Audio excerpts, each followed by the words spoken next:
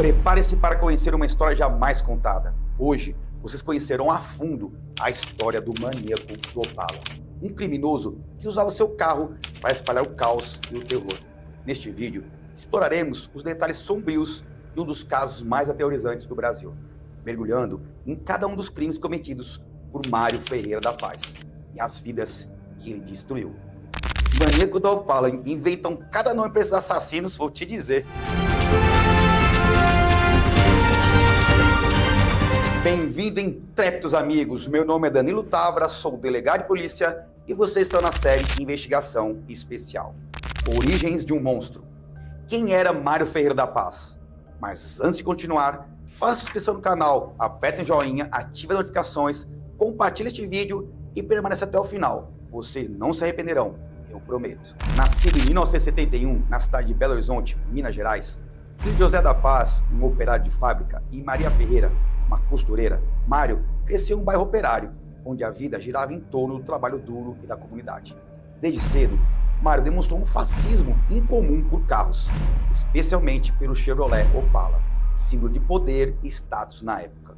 Mário começou a trabalhar como mecânico em pequenas oficinas no bairro de São Francisco, em Belo Horizonte, passando ainda por diversas empresas, como a Oficina Oliveira e a Mecânica São Judas, onde se destacou por suas habilidades técnicas. No entanto, apesar de ser visto como um profissional competente, Mário era conhecido por seu comportamento reservado e distante, algo que, com o tempo, despertou a suspeita de alguns colegas, pois, desde cedo, mostrou sinais de comportamento agressivo e antissocial.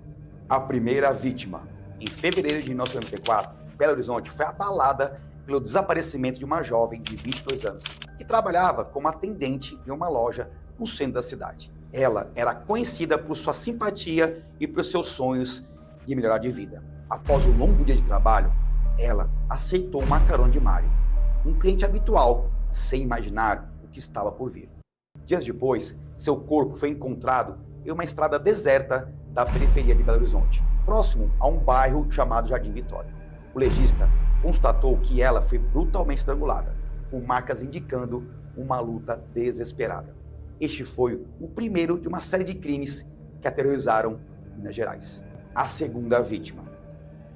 Em abril de 1994, uma jovem de 19 anos também desapareceu em circunstâncias semelhantes. Ela, que trabalhava como empregada doméstica no bairro Savassi, foi vista entrando em um Opala preto.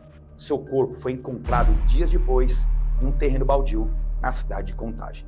A autópsia revelou que ela foi estrangulada, com sinais de outras agressões físicas. A escalada dos crimes. O ano de 1995 marcou a escalada da violência de Mário. Em janeiro, uma jovem de 18 anos desapareceu em São João de Monlevade, uma cidade industrial localizada a cerca de 105 quilômetros de Belo Horizonte. A jovem, que estava no último ano do ensino médio e sonhava em se tornar médica, aceitou uma carona de Mário, sem saber que seria seu último passeio. Mário a levou para uma área isolada nas proximidades da usina de Monlevade. Ali, ele a estuprou e depois a estrangulou, abandonando o corpo em um local remoto. Trabalhadores da usina encontraram o corpo dias depois. A autópsia revelou sinais de uma luta violenta, com marcas de estrangulamento e lesões por todo o corpo. Em março de 1995, Mário atacou novamente, desta vez na cidade chamada Rio Piracicaba, uma pequena cidade mineradora. Ele abordou uma garota de programa de 27 anos, prometendo levá-la a um cliente. Em vez disso, a levou para uma estrada isolada nas margens do Rio Piracicaba, onde a estrangulou.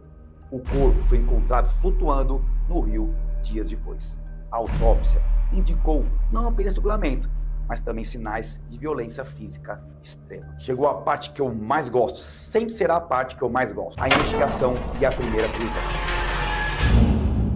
Em setembro de 1995, à medida que os crimes aumentavam, a polícia começou a perceber um padrão. Um Opala preto era frequentemente visto nas proximidades dos locais onde as vítimas desapareceram. A pressão para capturar o assassino crescia, enquanto o medo se espalhava pelas cidades de Minas Gerais. As autoridades formaram uma força-tarefa dedicada a rastrear o assassino. A polícia então rastreou centenas de Opalas em Belo Horizonte e arredores, entrevistando proprietários e verificando antecedentes. Uma testemunha-chave, um taxista que havia visto um Opala preto em alta velocidade deixando uma das cenas do crime, ajudou a polícia a restringir as buscas. A vigilância foi intensificada, com blitz sendo realizadas em pontos estratégicos. Em setembro de 1995, Mário Ferreira da Paz cometeu um erro fatal. Durante uma blitz de rotina na Avenida Cristiano Machado, em Belo Horizonte, Mário tentou escapar, mas foi interceptado pela polícia após uma breve perseguição. Durante a revista em seu carro, os policiais encontraram pertences das vítimas, incluindo documentos e peças de roupa. Hoje, a polícia usaria um sistema de monitoramento, que infelizmente não poderei contar para vocês como funciona, pois caso conte, está entregando ouro. Então, voltando aqui, Mário foi preso e, durante o interrogatório, confessou friamente seus crimes. Ele detalhou como usava o Opala para atrair suas vítimas, levando-as para locais isolados, onde as estuprava e depois as matava. As descrições perturbadoras dos assassinatos deixaram até mesmo os investigadores mais experientes horrorizados. O julgamento e a sentença. Em 2001, Mário Ferreira da Paz foi levado a julgamento no tribunal de João Molevade. O caso ganhou ampla cobertura da mídia e o tribunal estava lotado de pessoas buscando justiça para as vítimas. A promotoria apresentou um caso sólido, detalhando os crimes de Mário com base em suas confissões e nas evidências forenses. Mário foi acusado formalmente de 6 assassinatos e diversos estupros, mas as autoridades ainda suspeitam que ele poderia estar envolvido em muitos outros crimes, ainda não resolvidos, pelo menos em uns 15, inclusive em outros estados. Testemunhas, incluindo amigos e familiares das vítimas, deram depoimentos emocionantes, que trouxeram lágrimas ao público presente. Durante o julgamento, Mário manteve uma postura fria e impassível, causando ainda mais indignação. A dosimetria da pena é um processo pelo qual o juiz define a duração da pena para um condenado, ajustando-a com base na gravidade do crime, agravantes como reincidência e as atenuantes como confissão, para chegar, enfim, a uma pena final. Continuando, a dosimetria foi realizada considerando a extrema gravidade dos crimes.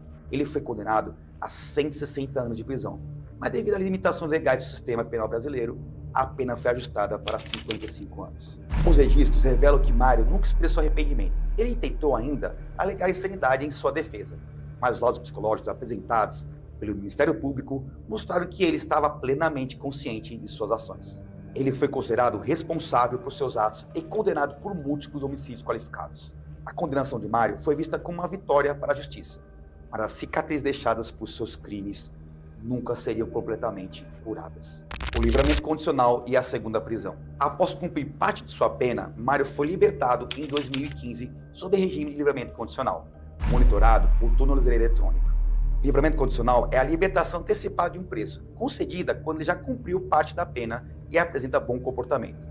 Para ganhar esse benefício, o condenado deve ter cumprido pelo menos 1/3 da pena se for réu primário, ou metade se for incidente. Além disso, ele precisa mostrar que não voltará a cometer crimes. Se cumprir as condições impostas, a pena é considerada cumprida. Se não, ele pode voltar à prisão. Voltando aqui, eu acho um absurdo qualquer tipo de livramento condicional ou qualquer outra liberdade que seja antes da sentença final. Após sua soltura, ele se estabeleceu em Ipatinga, onde abriu uma oficina mecânica. Parecia que Mário estava tentando se reintegrar à sociedade, mas o perigo nunca havia realmente desaparecido. Em novembro de 2022, a verdadeira natureza de Mário veio à tona novamente. Naquela madrugada, ele foi flagrado dirigindo embriagado pelas ruas de Ipatinga e sem habilitação, ainda mais acompanhado de 3 garotos de programa. Quando a polícia tentou abordá-lo, ele empreendeu fuga em alta velocidade, colocando a vida de todos em risco. A fuga terminou em um acidente e Mário foi capturado. A cena chocou a comunidade local, mas o que mais surpreendeu foi o que veio a seguir. Durante a investigação, a polícia descobriu que Mário estava envolvido em novas atividades criminosas, violando sua condicional. Posteriormente, sua regressão para o regime fechado foi solicitada.